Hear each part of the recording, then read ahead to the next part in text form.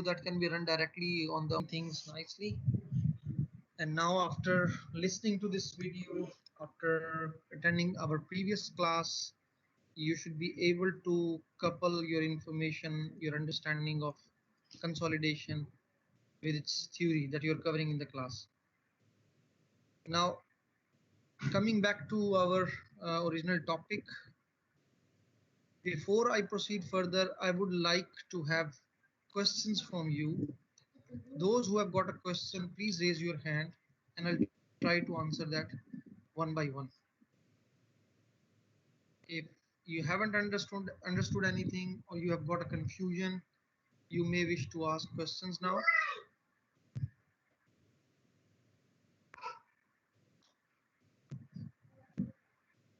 Now we are moving gradually towards the end of this consolidation test. In the first week, we had a very brief introduction to the theory. And in this particular week, we plan to show you the performance of the test. And we repeatedly showed it to you. We sent a video to you so you can watch that again and over again.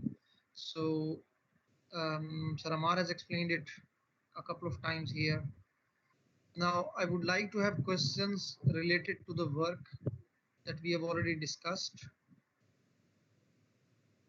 किसी को कोई confusion हो, किसी किस्म का कोई question पूछना चाहता हो, तो kindly raise your hands and you can ask questions one by one.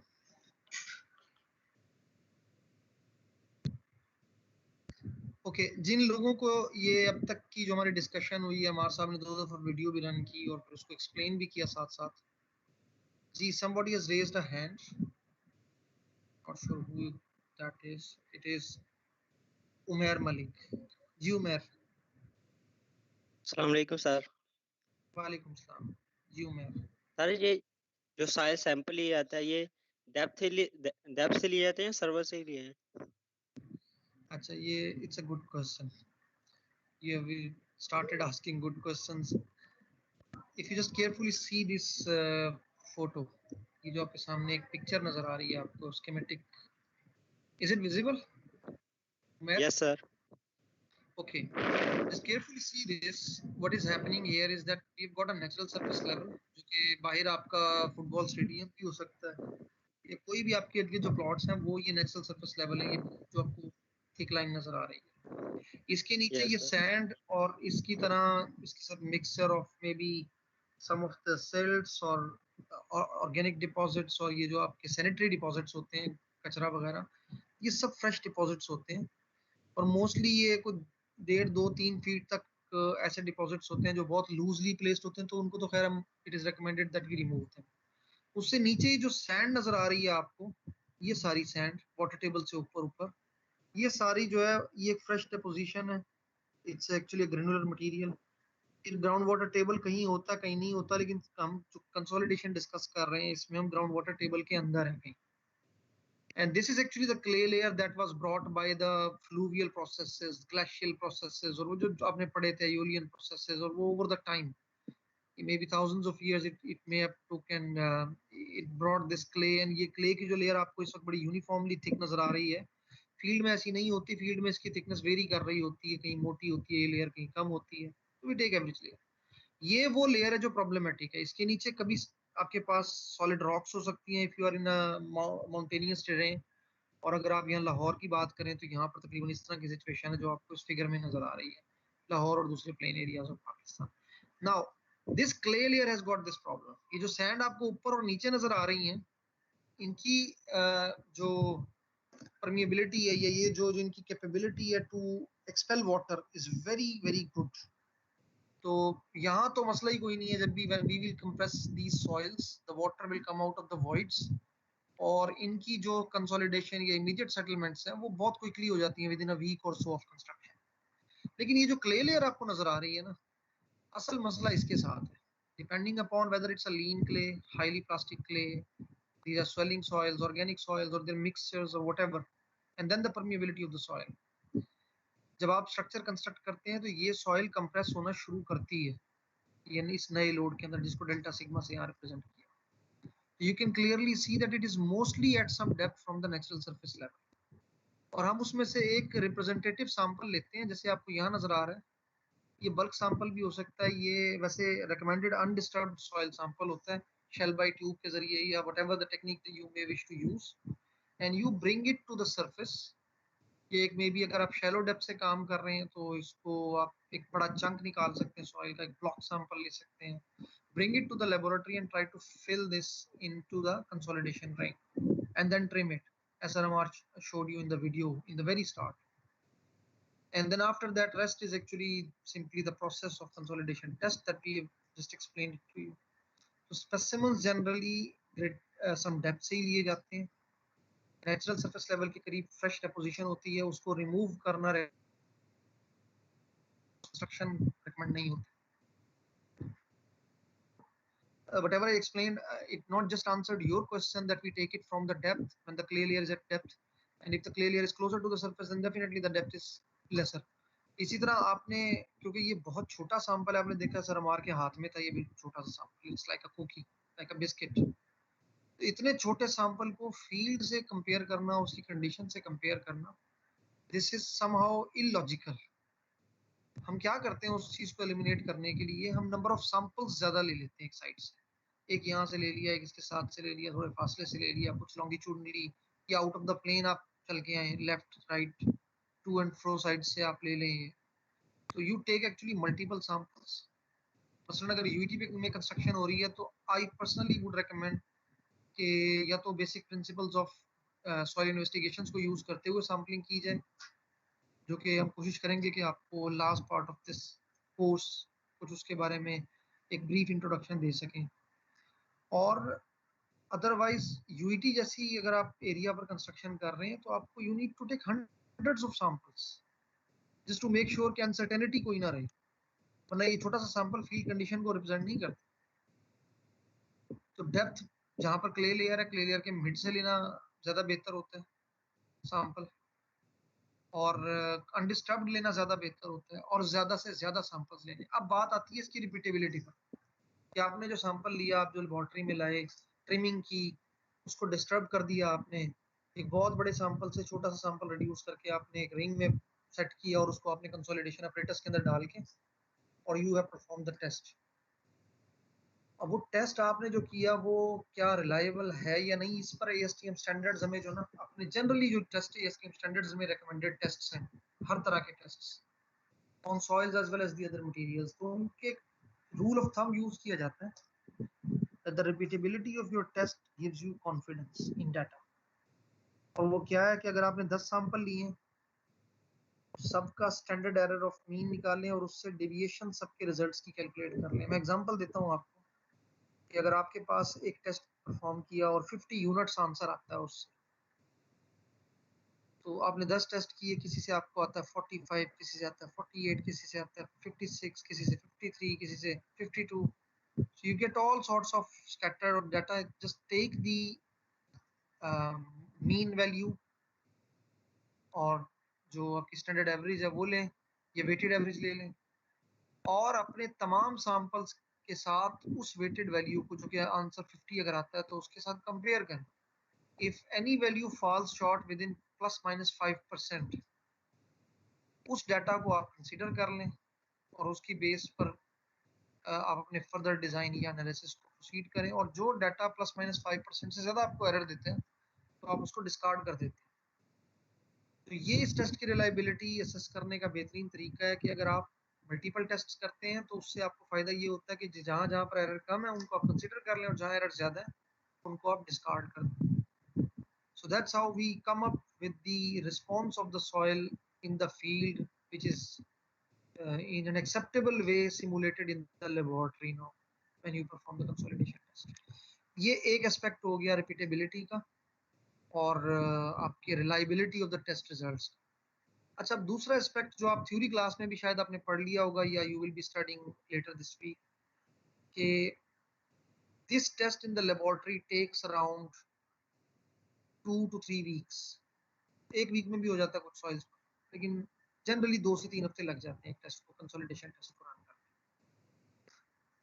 जबकि जो फील्ड में आप कंसोलिडेशन आपकी सॉइल एक्सपीरियंस करती है, उसमें बाजू का 10-10 साल 12-12 साल तक कंसोलिडेशन सेटलमेंट कंटिन्यू रहती है। इसको जो कि लेबोरेटरी में 2 से 3 हफ्ते में आप जो कंसोलिडेशन करते हैं, उसको 10 साल की कंसोलिडेशन से कैसे कपल किया जाता है, वो आपने थ्योरी क्लास में या तो अब तक पढ़ लिया होगा, या you will be studying it and then you will be solving some of the numericals as well, that how to use the results of laboratory tests to estimate or to compute the amount of settlement that a soil will be experiencing during its uh, consolidation in the field or maybe the design life. तो 2 हफ्ते को 10 साल से या 12 साल से या 20 साल की डिजाइन लाइफ से कैसे आपने कपल करना है, उसके लिए हमारे पास एक प्रोसीजर है that we do not cover in the laboratory class, just to make it very simple for you, but this question will be answered after the theory class is over. Okay, so if you will have this question in the next class when we will be discussing this, so maybe आप में से बहुत सौ के doubts पहले clear हो चुके होंगे, तो मैंने जस्ट आपको I am just giving you a brief hint कि ये चीज आप लोगों ने नोट करनी है थ्योरी क्लास में, कि आपके लेबोरेटरी के टेस्ट रिजल्ट्स को और आपके फील्ड की जो एस्टीमेट्स ऑफ कंसोलिडेशन है कैसे कपल किया जाता है। Now in the next week when you will be coming, Sir Amar will definitely share the data, some of any accomplished consolidation test with you. तो आपके पास के टेबल्स हैं, if you see this very first table, ये हमारे यहाँ laboratory के test performers जो हमने बनाए हुए हैं लेबोरेटरी में, यहाँ पर जो टेक्निकल लैब, उनके परफॉर्मर्स में से एक ये भी है जो आपके सामने नजर आ रहा है स्क्रीन पर। अगर आप देखें तो बिल्कुल इन द स्टार्ट आपके पास क्या है, ये रिंग की डायमेंशंस है, diameter, then the area, height, specimen की हाइट कितनी है, फिर ये स्पेसिफिक ग्रेविटी ऑफ सॉइल, ये आपने टेस्ट किया हुआ स्पेसिफिक ग्रेविटी का। उसके बाद ये इंफॉर्मेशन के ring, weight of weight soil plus ring, weight of ring, the bulk density eventually. तो ये सारी इंफॉर्मेशन एक प्रिलिमिनरी इंफॉर्मेशन आपको चाहिए होती है before you proceed with a test. ये टेबल बड़ा नाइसली एक्सप्लेन किया हमारे साहब ने, लेकिन मैं एक चीज ये ऐड करता चलूं कि कुछ सॉइल्स में आप 8 किलोग्राम पर स्क्वायर सेंटीमीटर से भी ज्यादा जाते हैं, और ये यूनिट्स अगर आपको थोड़े से आई मीन डिफरेंट लग रहे हो चूंकि प्रेशर के यूनिट से, तो लेट मी टेल यू कि हमने ये आपके कन्वीनियंस के लिए यहाँ पर किलोग्राम पर स्क्वायर सेंटीमीटर में शो इसलिए किया हुआ है कि अगर आप ऊपर देखें तो इस टेबल के अंदर जो डायमीटर आपने निकाला हुआ है वो सेंटीमीटर में है, तो 5/4 d स्क्वायर करके आपके पास स्क्वायर सेंटीमीटर में एरिया आ गया। और जो आपने हमारे साहब को देखा होगा कि जो वो वेट्स लगा रहे थे, चार्ज लगा रहे थे आपके स्पेसिमेन के ऊपर, वो किलोग्राम में थे। तो kilogram divided by square of the centimetre will directly give you the pressure intensity, और उस प्रेशर इंटेंसिटी को आपने 24 घंटे तक मेंटेन करना है। जैसे ही वो प्रेशर आप मेंटेन करते हैं 0 मिनट्स पर, फिर 15 सेकेंड, फिर 60 सेकेंड, फिर 2 minute, 4 minute, 8 minute, so on up to 24 hours, or until your deformation gauge reading is ceased, it's not recording any further। तो ये जो आपके पास हाईलाइटेड पोर्शन अब आपको नजर आ रही है, ये सारी आपकी डायल गेज रीडिंग्स है। 24 घंटे के बाद आप क्या करते हैं कि अपनी लोड को डबल कर देते हैं, फिर डबल कर देते हैं, फिर डबल कर देते हैं, इस तरह 2, 4, 8, और अगर जरूरत पड़ती है तो आप आगे कॉलम इसी टेबल में इंसर्ट करके राइट साइड पर इसको आप बेशक अगर जरूरत पड़े आपको तो इसकी ओरिएंटेशन को आप लैंडस्केप कर लें। Once you do it landscape, आप ये देखें आपके पास बहुत सारे कॉलम्स, नए कॉलम्स की गुंजाइश बनता है। अमूमन हमारे पास जो जिस सॉइल से हम डील कर रहे हैं लाहौर में, मोस्टली ये टेस्ट 8 तक जाता है, वरना आप 16, 32 and if required you can even further. ये जरूरी नहीं है कि डबल करें, आपकी मर्जी, आप 8 के बाद 12 कर दें, 16 कर दें, 30 कर दें, 24 कर दें। The greater the load interval, it is it may be there may be a chance that miss out on when soil is insensitive to the increment in load when it comes to its consolidation। Again unloading का भी criteria यही है कि 32 के बाद 16 maintain करें, 24 घंटे wait करें, 8 मेंटेन करें, 4 half point, then eventually your initial sitting load, and afterward you remove your specimen। ये अनलोडिंग का एक बड़ा ब्रीफ सा टेबल यहाँ बनाकर लगाया हुआ है, मैं जनरली सबको यही कहता हूँ कि आप यूँ करें कि इसमें ये जो मसलन आपके पास जो फर्स्ट आप देखें वैल्यू इसमें आप ये करेंगे जब आपने लोड आपका मेंटेन हो गया 8 किलोग्राम 16 ग्राम किलोग्राम आप उस लोड को इनिशियल वैल्यू 0 मिनट पर ले लें, फिर आधे घंटे बाद ले लें, फिर 6 घंटे बाद ले लें, 12 घंटे बाद ले लें, 24 घंटे बाद लेकर यूँ 5 वैल्यूज को आप यहाँ पर लिखें। डायल गेज की पहली रीडिंग आई जी 40, दूसरी आई 45, 12 घंटे बाद आई 48, 16 घंटे बाद आई 48 और 24 घंटे बाद आई मे बी 47। तो ये आप सारी नोट कर ली आपने, उसके बाद आप इनकी एवरेज करके यहाँ पर आप एवरेज जो भी वैल्यू है that may turn out getting my point. And then afterward जब 4 आपने मेंटेन किया तो फिर मल्टीपल, यानी एक रीडिंग पर रिलाई नहीं करना। अनलोडिंग करते हुए आप कोशिश करनी है कि बिल्कुल इस तरह का एक टेबल मेंटेन करें जिसमें आप काफी सारी वैल्यूज ले सकें। फिर उसकी जो वैल्यू बनती है फाइनल डिफरेंस वो यहाँ पर। ये तो बड़ा ट्रेडमार्क किस्म का आपके पास एक फॉर्मेट है इसमें आप क्या निकाल रहे हैं, वेरी फेमस फॉर्मेट। तो every soil mechanics test you have to do this, आपने ये करना ही करना होता है। मॉइस्चर कंटेंट आपके पास इनएविटेबल। अगेन एक और टेबल आपके पास आपको नजर आ रही है कि जो आपने जब एक दफा लोडिंग अनलोडिंग की टेबल्स कंप्लीट कर ली है तो आप ये टेबल बड़ी आसानी से कंप्लीट कर सकते हैं। इसमें क्या है जी, फर्स्ट कॉलम अगर आप देखें क्लियर तो first column is final dial gauge reading. Initial आपने वहाँ पे लिख दी, ऊपर इसके साथ यहाँ लिख दें इनिशियल डायल गेज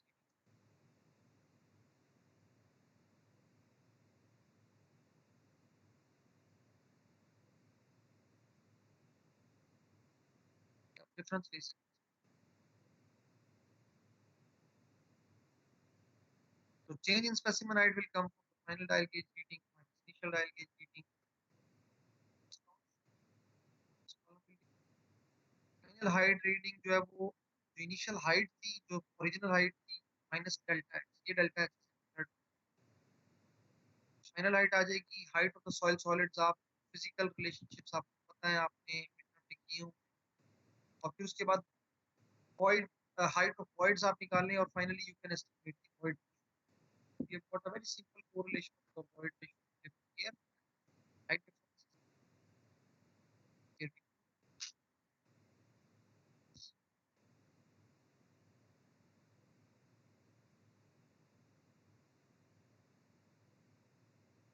और further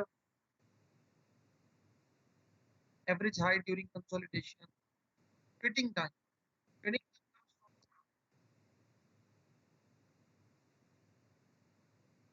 so deformation plotted against the time. This is corresponding to T90 and you will be studying this in theory class. I don't want to go into deeper detail, but T90 is the point where 90% of your consolidation is achieved. So there are procedures to do that. यहाँ तक आपकी primary consolidation है, उसके बाद ये सारी ये 100% 90% का अपना एक प्रोसीजर है। उसमें मुख्तलिफ मेथड्स हैं हमारे पास, tangent method, Taylor's method, Casagrande's method, various other methods. वैसे एक आप थोड़ा सा डिपिक्ट करने की कोशिश की गई है, लेकिन आई वुड से कि just forget about this at this stage, just focus on the theory class and then you will be able to understand this theory class। T90 को निकालने का, यहाँ से ग्राफ के बाद निकालने के बाद आपने सीवी कैलकुलेट करना है। CV is here coefficient of consolidation, पहले ही बात कर चुके हैं। ये T50 की बेस पर भी निकाला जा सकता है, लॉग फिटिंग मेथड को यूज करके, स्क्वायर फिटिंग मेथड को यूज करके आप T90 के तो इनमें से कोई भी रिलेशनशिप आप यूज कर लें, नियरली सिमिलर वैल्यू आती है। बहुत बड़ा so we where we use these values, we use these values to calculate our coefficient of permeability, may be relation as well। theory class में numericals करेंगे, एक notes हमारी जॉब यहाँ पर लोडिंग और अनलोडिंग आपने ऊपर देखी है, तो इससे हिस्टेरेसिस बनते हैं लोडिंग और अनलोडिंग करने से। यहाँ पर ट्राई करो सिर्फ आपके लिए terrace ट्राई।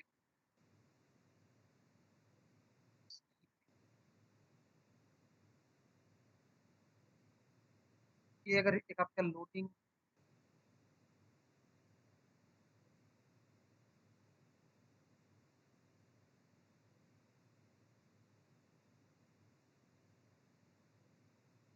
या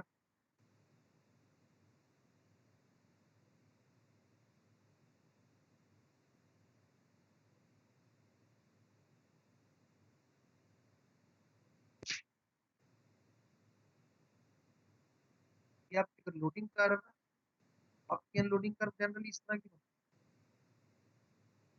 फिर आप अगला एक लोडिंग साइकिल लगाते हैं unloading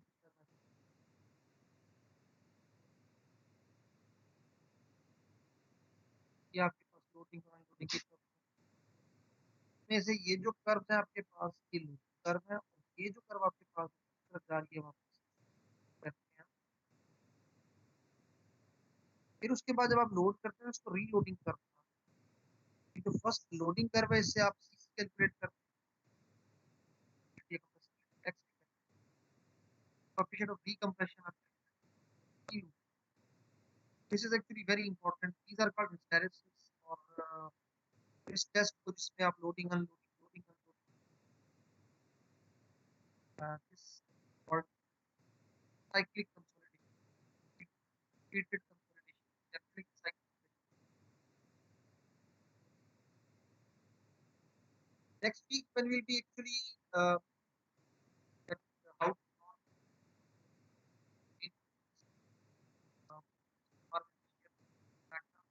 right use this table data consolidation take help of the internet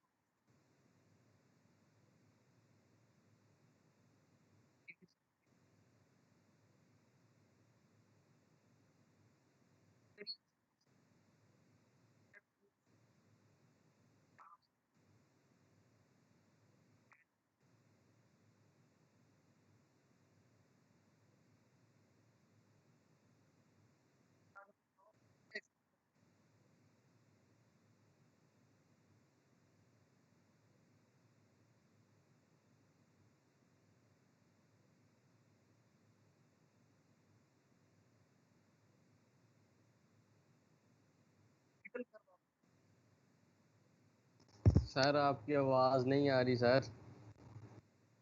sir ये बहुत प्रॉब्लम है, बिल्कुल भी आवाज नहीं आ रही। We can't hear anything. It's almost 25 minutes.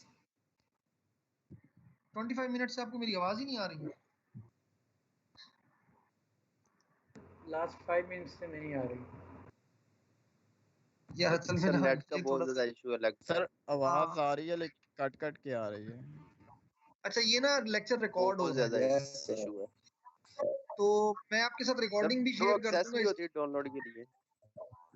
यार ये भी बड़ा मसला है एक तो ना what we can do। लेकिन देखिए समझने की चीज ये है कि आपको टेबल्स तक तो मेरी बात समझ आ गई है ना, जहाँ तक टेबल्स मैंने आपको दिखाए हैं। यस सर टेबल तक आ गई है। Yes sir. तो आपके साथ जब डाटा शेयर करेंगे ना तो आपने इन टेबल्स को कंप्लीट करना है काइंडली अपने डाटा के लिए, अपने यानी जो आप लोगों के पास डाटा होगा उससे, and try to come up with this last graph deformation curve actually this one is that right? Yes sir. अब आपको जब भी सर मेरी जब आवाज आप आना टेबल बंद हो तक गई ना तो करते आप थे में से तब भी प्रॉब्लम था। सॉरी सर मैं कह रहा हूँ जब आप टेबल्स को एक्सप्लेन कर रहे थे तब भी प्रॉब्लम आ रहा था। अच्छा टेबल्स में दोबारा भी कर Yes, दूंगा sir. एक्सप्लेन सर ऐसे ही है, बहुत मसला आ रहा क्विकली। है। कोई बात नहीं सर it's okay। जरूरत नहीं है।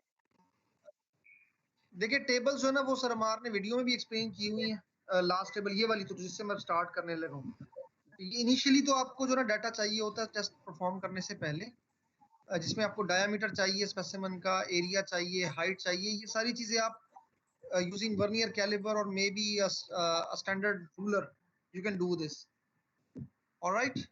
specimen height, specific gravity, then weight of the ring, weight of the empty ring, and then the bulk density eventually in gram per per cubic centimeter. Now once you do that, the first thing is actually to maintain the first load of 0.1 kilogram per square centimeter. क्यों kilogram पर square centimetre? मैंने बताया कि kilogram में हमारे पास weights मौजूद है soil में, लैब में, और स्क्वायर सेंटीमीटर में आपने ये एरिया कैलकुलेट किया हुआ है यहाँ पर।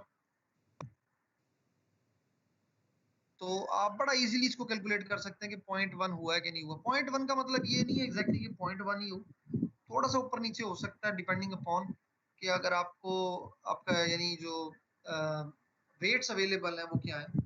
तो एक गाइड है 0.1, आप इसको 0.09 भी कर सकते हैं, 0.11 भी कर सकते हैं, but to start with we need to understand that the load should be small.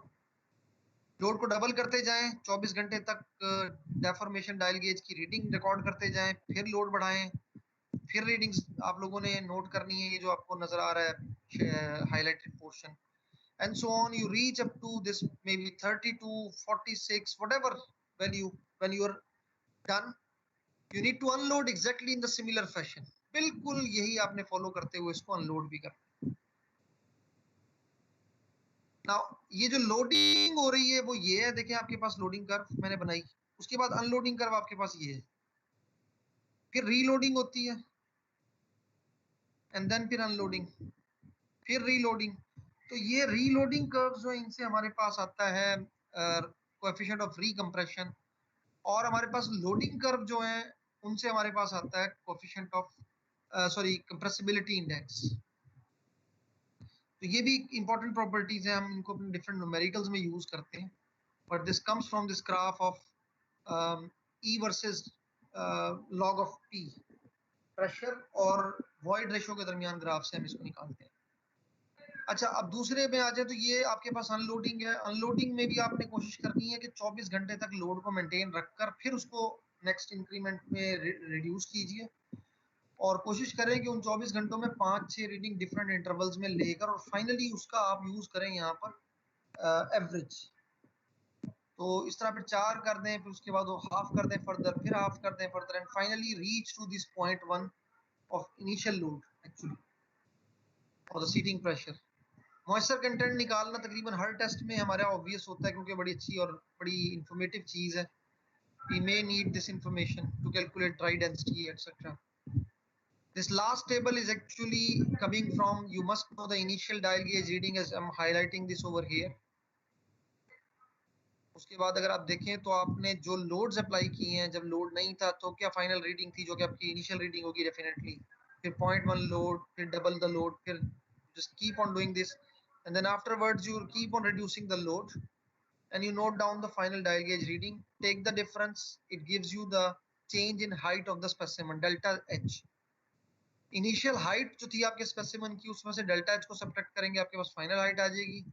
Height of soil solids और हाइट ऑफ वॉइड्स निकालने के लिए आपको I will refer you to the expressions that are available with us in our pre mid term course where we studied the physical relationships of soil. वहां से वो simple correlations available है, आपकी book में भी अवेलेबल है, just have a look at them and try to calculate the height of the solids in them and height of the voids. Void ratio निकालने के लिए आपको सिंपली ये बड़ा सिंपल से कोरिलेशन यहाँ पर हमने लिखा हुआ है, this one, E is equal to the original height or initial height minus final height जो कि कम हो गई, और divided by the final height. This gives you E directly. So coming back to the table again, ये आपके पास E का column आ गया।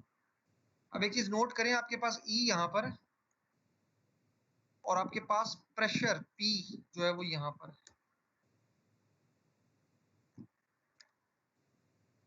तो ये प्रेशर वाले कॉलम को लें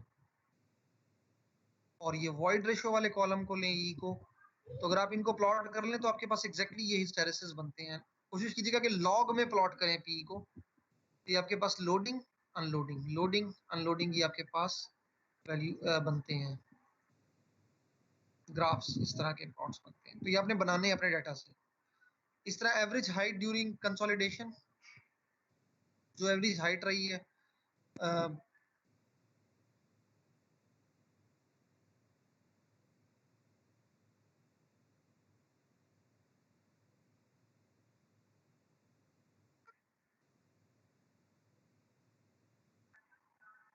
I'm sorry, I'm having trouble with the internet, I guess.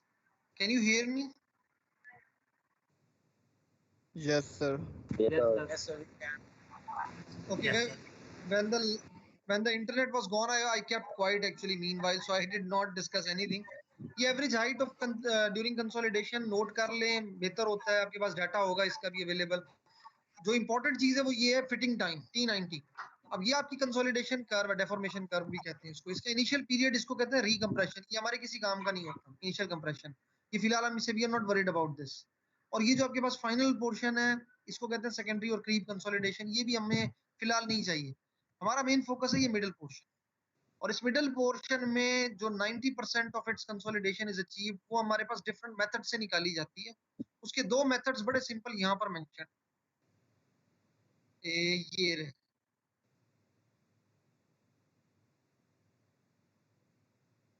एक लॉग फिटिंग मेथड है और दूसरा स्क्वायर फिटिंग मेथड है। तो सीवी कैलकुलेट करने के लिए आप T50 रीड कर सकते हैं, नोट कर सकते हैं, वहां से उसके मेथड्स अवेलेबल हैं। मैं इसलिए इस वीक में नहीं कुछ आपके साथ इस तरह का शेयर कर रहा, क्योंकि आपने अपनी थ्योरी क्लास में सर शाम से भी ये स्टडी करना है कि आपने सीवी और सीसी और सीआर वगैरह कैसे निकाला। तो जब आप वो कर चुके होंगे, next week when we will be meeting we will discuss this कि हमने अपने डाटा से किस तरह निकालने। तो it will be very easy and very logical. Alright, lastly हमारा जो आउटकम होगा वो सीवी है। और इस तरह के हिस्टेरेसिस से हम सीसी और सीआर कैलकुलेट कर सकते हैं, एवी कैलकुलेट कर सकते हैं यूजिंग सिंपल कोरिलेशन। एवी का कोरिलेशन यहाँ पर भी लिखा हुआ है कहीं, मैंने देखा था, ये रहा, delta E divided by delta sigma. ये क्या चीज है भला, तो मुझे बताएगा? ये बेसिकली स्लोप है। अगर आपके पास इस ग्राफ के अंदर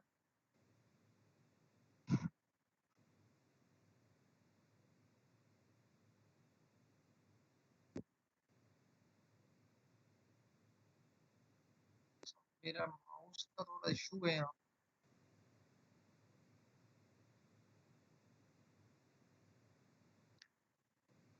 ये वाई एक्सिस है और ये आपके पास हो गया एक्सिस। अगर आप यहाँ पर वाई एक्सिस पर रखते हैं ई,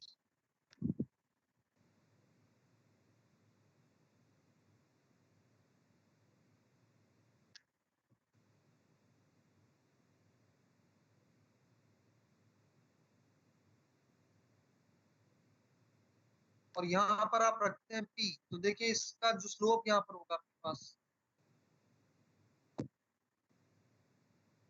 इन ग्राफ्स का, that will give U A. तो वो आप डाटा टेबल से भी डायरेक्टली ए भी कैलकुलेट कर सकते हैं, जो यहाँ पर एक्सप्रेशन लिखा हुआ है, ये coefficient of compressibility. It's a very important property and we need to have it for calculating the consolidation circle. As you can see over here, we can also calculate permeability. That's all for today. उम्मीद है कि थोड़ा बहुत logically discuss कर सके होंगे और आपको इसकी अंडरस्टैंडिंग भी बिल्ड हुई होगी। किसी के कोई क्वेश्चंस हैं तो please feel free to ask questions, raise your hand and one by one हमने कैलकुलेशंस को, प्लॉटिंग को नेक्स्ट वीक फिर डिस्कस करना है।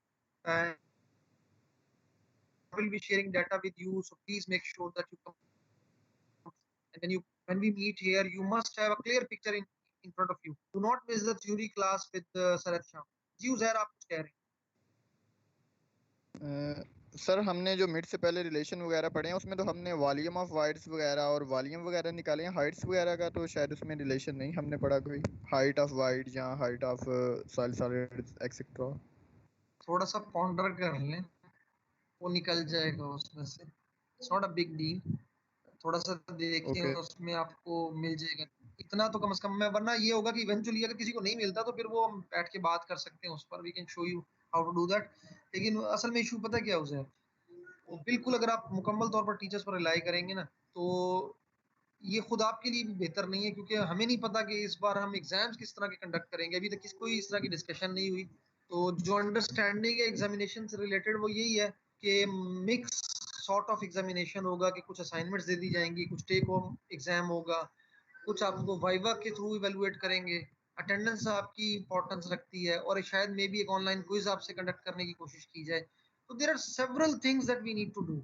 अब मैं उसमें ये चाह रहा हूँ कि स्टूडेंट्स बिल्कुल एग्जैक्टली सिर्फ इस चीज पर रिलाई ना करें कि हम जो घंटा 2 घंटे की यहाँ क्लास लेते हैं उसके बाद जब आप उठ कर जाएं तो थोड़ा सा पॉन्डर कर सकें। तो ट्राई टू पॉन्डर दिस, ये आपको मिल ओके सर। जाएगा। आप थ्योरी क्लास में भी बल्कि इसको कवर कर लेंगे शायद शाम के साथ। मैं बस ये चाहता हूँ कि थोड़ा थोड़ा सा जो ना हाथ पाँव भी लें स्टूडेंट्स। Okay sir. सर जब हमने इसमें लोडिंग लगाना, कब हमें पता चलेगा कि अब बंद कर दें या मैक्सिमम लोडिंग हमारी रीच हो गई है? अच्छा, जनरली इसमें ना हम क्या करते हैं कि देखते हैं सॉइल का बिहेवियर। लोड लगाने से डेफॉर्मेशन इनकर होती है, आती है थोड़ी बहुत, और जितनी देर आपका लोड प्लेस्ड रहता है वो deformation in the start it keeps on going. I mean generally 24 hours के बाद भी कुछ कुछ मौकों पर डेफॉर्मेशन होती रहती है। लेकिन जब आप पहुंचते हैं 8 किलोग्राम पर स्क्वायर सेंटीमीटर पर या 16 किलोग्राम पर स्क्वायर सेंटीमीटर पर, तो वो सिग्निफिकेंट नहीं होती compare to the initial loading cycles. अब वो टाइम है आपका कि आप डिसाइड कर सकते हैं कि okay let's go for unloading.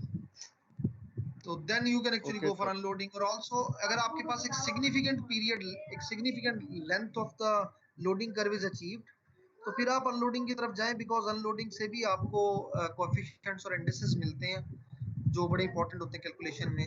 हमारा मकसद हरगिज इस टेस्ट के अंदर सॉइल को मुकम्मल तौर पर बर्स्ट करना नहीं होता। हमारा ऑब्जेक्टिव इस टेस्ट के अंदर अपने रिक्वायर्ड सीवी, एवी, सीसी, सीआर, एमवी, ये कोएफिशिएंट्स और ये इंडिसेस कैलकुलेट करना होता है टेस्ट से, और हमने फिर उससे इवेंचुअली जो फील्ड में सेटलमेंट होनी है, कंसोलिडेशन सेटलमेंट, हमने वो कंप्यूट करनी है। तो अगर आपके पास एक मुनासिब शेप की कर्व बन रही है और फिर अनलोडिंग कर्व से वो हिस्टेरेसिस कंप्लीट हो रहा है, तो it's all right. I mean, you can anytime you can go for unloading and just make sure that you end up getting a hysteresis. तो सर हमने जिस पैटर्न में लोडिंग अप्लाई की है उसी पैटर्न में उसे अनलोड करेंगे या किसी भी तरह कर सकते हैं? आप कर तो किसी भी तरह सकते हैं, लेकिन बेस्ट ये है कि आप उसी पैटर्न को फॉलो करें, क्योंकि आपके पास जो स्टोन्स है ना वो वही होते हैं। आपने मसलन जो आपके पास रखे हैं तो आप रिमूव भी उसी हिसाब से करते जाएं। Okay sir. जैसे जैसे रखते जाएं वैसे वैसे उठाते जाएं स्टोन्स को, बस simple. Okay sir, thank you. एक लास्ट कमेंट उसी पर ही जो आपका भी क्वेश्चन था ना कि हमें कैसे पता लगेगा कि कहाँ तक हमने लोडिंग करनी है, कहाँ तक अनलोडिंग करनी है। For that just keep in mind that the experience generally tells you that when is the time to go for unloading. So more experiments you would do, better you will understand your subject soil, and definitely it will be easier for you to decide. So in the laboratory, in our most of our tests, they go for 8 kilogram per square centimeter of testing and then they come back. So this is generally sufficient. Okay sir. Yes, anyone else? I think somebody else has got a hand raised, and that is Hamza. Yes, Hamza.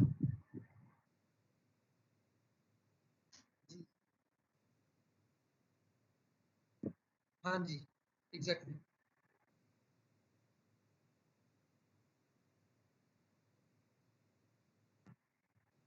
नहीं नहीं नहीं नहीं नहीं, आप इसको understand करने की कोशिश करें कि एरिया को हमने किसी चीज से मल्टीप्लाई नहीं करना। एरिया तो बिल्कुल वही एरिया जो आपका स्पेसिमेन का एरिया। ये तो basically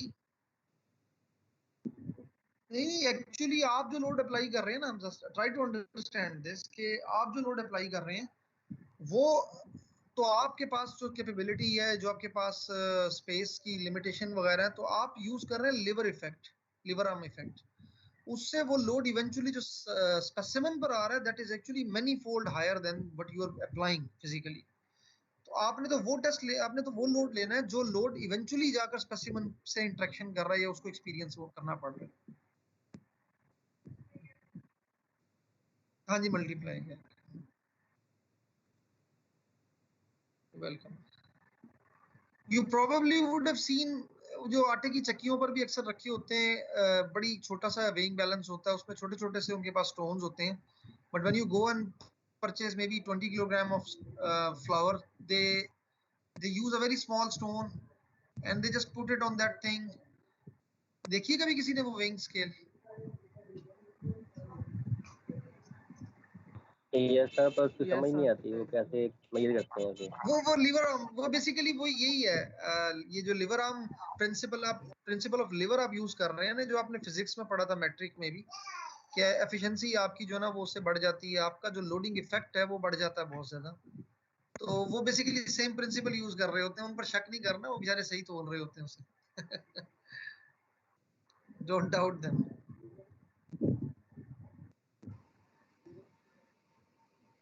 ji, somebody else has got a question?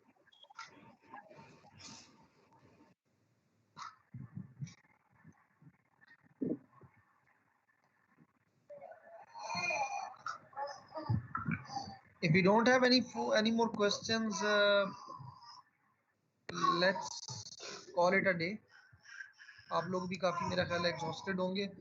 हमारा आज का जो कुछ हमने कवर करना था, वी हैव डन दैट अल्हम्दुलिल्लाह। So now still if somebody has got a question, आपको किसी भी वक्त कोई क्वेश्चन होता है, आप you can always ask me through may be the WhatsApp group, call, messages, email, or through this MS Teams when we have a class, when we have an interaction. So anytime you have a query, problem, make sure that you get that clarified immediately.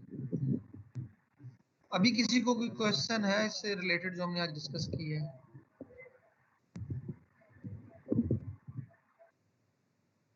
सोच लें।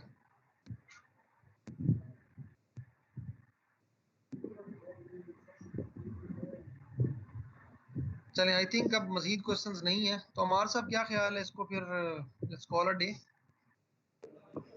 जी सर। चलिए जी, ठीक है। Thank you so much everyone. I really appreciate your patience and staying with me and Saramar in this class. तो किसी को किसी किस्म का कोई इशू हो, प्रॉब्लम हो, तो do not hesitate in contacting us and we'll try to get back to you as early as possible. Thank you so much. Take care of yourself and we'll meet again inshallah in the next class. Allah Hafiz.